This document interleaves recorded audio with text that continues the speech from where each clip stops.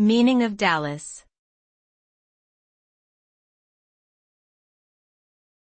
Dallas.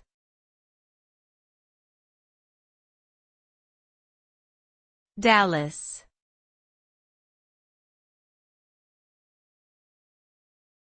Dallas.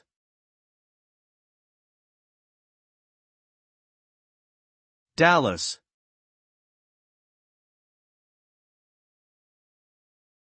Dallas is a city located in the state of Texas in the southern United States. The name Dallas is thought to have originated from the surname of George Mifflin Dallas, who served as Vice President of the United States under James K. Polk. The city is known for its contributions to the oil and cotton industries, as well as its role in the assassination of President John F. Kennedy in 1963.